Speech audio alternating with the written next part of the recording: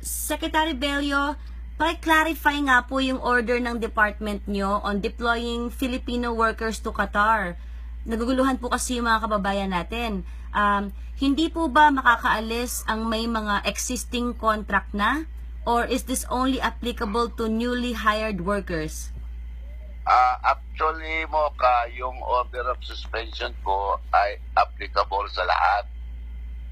Doon yung for deployment, for direct hire, at saka yung mga balik manggagawa. Yun ang aking ang suspension order. Covers everybody. Yes, sir. Ngayon, I just had a talk with Ambassador Timbayan in Qatar. At magpapadala sa akin ng advisory bukas tungkol sa situation in Qatar.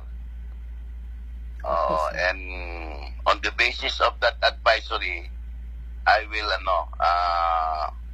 either confirm or maybe revise ng konti yung order. Yes, sir. So, hintayin ko bukas, sabi ni Ambassador sa akin, na ipapadala niya, ginagawa na niya yung advisory. Okay, sir. DFA advisory. So, hintayin natin yon. Yes, sir. Pero kanina, hindi ba sinabihan kita it's possible na i-relieve po yung with respect to sa mga balik manggagawa? Yes, sir. Yun. Pero I will await yung advisory ni Ambassador Timbayan para I will meet the first thing in the morning tomorrow. I will meet yung crisis committee and we will make decision based on the advisory that will be sent by Ambassador Timbayan, our ambassador to Qatar. Okay, sir. Sir, yung mga nasa Qatar po ngayon, nangangamba sila na baka sila'y mapauwi. Sa ngayon, wala daw. Medyo remote yung possibility lang ng na pauwiin sila.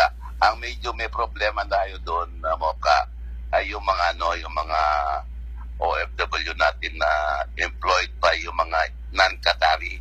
Yes, sir. Oo, kasi meron yatang move ang Qatari government na i-expel yung mga Egyptian. Yes, sir. Ngayon, marami tayong mga kababayan na employed by Egyptian. Yun ang magiging problema lang natin.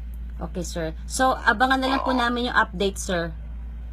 Sige, tawagan mo ka ako bukas ulit, Mocha. Okay. Salamat, sir. Salamat po. Tulog ka na. Okay, sir. Good night. Thank you po. Okay, good night. Bye-bye. Good night. Okay.